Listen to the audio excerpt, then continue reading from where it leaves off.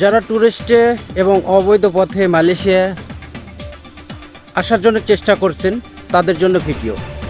আসসালামু আলাইকুম, আমি কামরুল মালয়েশিয়া থেকে বলছি। অনেকেই দেখলাম মালয়েশিয়া অবৈধ পথে এবং ট্যুরিস্টে বিভিন্ন পথে অবশ্য আসার চেষ্টা করছে এবং আসতেছেও। মালয়েশিয়া এসে কি করে, এক সপ্তাহ 15 দিন 1 মাস পরে ইমিগ্রেশনের হাতে ধরা খায় জেল টেল খেটে দেশে যায়। তো আমি বলবো এখন বর্তমানে পরিস্থিতি কিন্তু খুবই খারাপ। হ্যাঁ, মালয়েশিয়া ইমিগ্রেশন পুলিশ অনেক রেড দিতেছে, অনেক অপরাধী। যারা মালয়েশিয়া আছেন তারা তো অবশ্যই জানেন, আর যারা দেশে আছেন জানেন না। মালয়েশিয়া তো অবশ্যই আপনাদের আত্মীয় স্বজন কেউ না কেউ বন্ধুবান্ধব আছে, তাই না?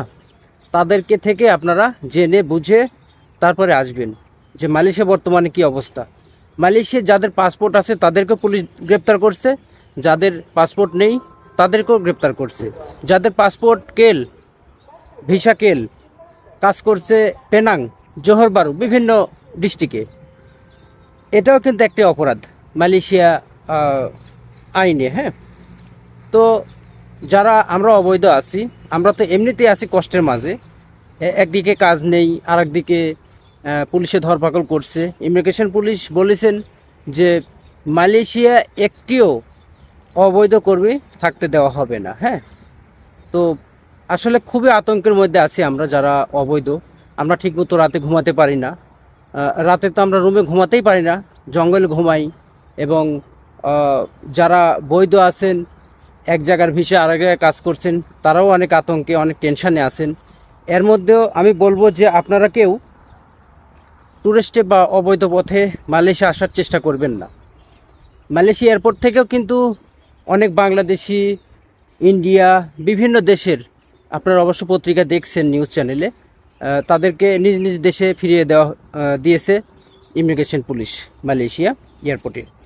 তো এই জন্য আমি বলবো, আপনাদেরকে পরামর্শ দিব, আপনারা কেউ আপাতত মালয়েশিয়া ট্যুরিস্টে বা অবৈধ পথে বা থাইল্যান্ড দিয়ে বা নদী পথে যেভাবে আসার চেষ্টা করছেন, মেহেরবানি করে আসেন না। হ্যাঁ, আসলে আপনারা বিপদে পড়ে যাবেন। এই যে 3.5 থেকে 4 লক্ষ টাকা দিয়ে যে মালয়েশিয়া আপনারা ট্যুরিস্টে আসবেন, হয়তো মনে করছেন যে ভাই আপনি তাহলে আসেন কেন, আপনি আমাদেরকে আসতে দিবেন না, এরকম কথা বলছেন।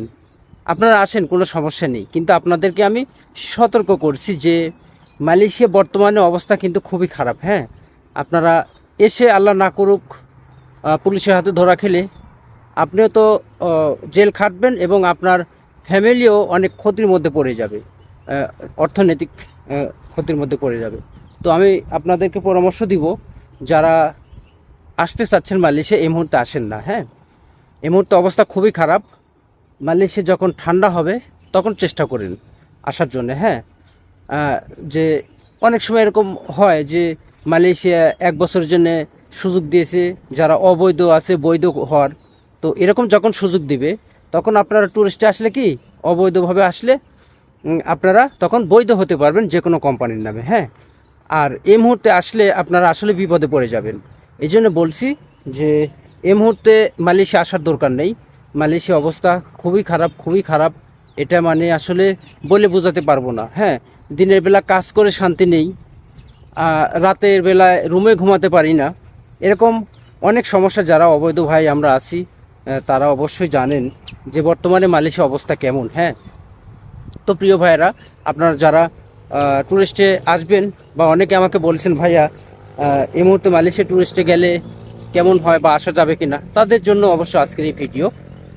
আপনারা এই মুহূর্তে মালয়েশিয়া আসবেন না, আসলে খুবই সমস্যায় পড়ে যাবেন, আপনারা টিকে থাকা খুবই মুশকিল হয়ে যাবে। হ্যাঁ, তো আমি বলবো আপনারা কেউ আসেন না এই মুহূর্তে। যখন মালয়েশিয়া ঠান্ডা হবে, মালয়েশিয়া যখন পুলিশ ধরপাকড় কমে যাবে, সবসময় ধরে কিন্তু এরকম না, এখন যেরকম অভিযান চলছে এরকম না। তো প্রিয় দর্শক, যারা এরকম ধরনের কমেন্টস করেছেন যে ভাইয়া বর্তমানে মালয়েশিয়ার অবস্থা কেমন, বা মালয়েশিয়া এখন যাওয়া যাবে কিনা ট্যুরিস্টে, তাদের জন্য আজকের এই ভিডিও। হ্যাঁ, ওকে প্রিয় দর্শক, আপনারা কে কোথা থেকে দেখছেন অবশ্যই জানাবেন। আর ভিডিওটি ভালো লাগলে আমার চ্যানেল সাবস্ক্রাইব করে পাশে থাকবেন। ওকে প্রিয় দর্শক, আজকের মতো ভিডিও এই পর্যন্তই। বিদায় নিচ্ছি। আল্লাহ হাফেজ।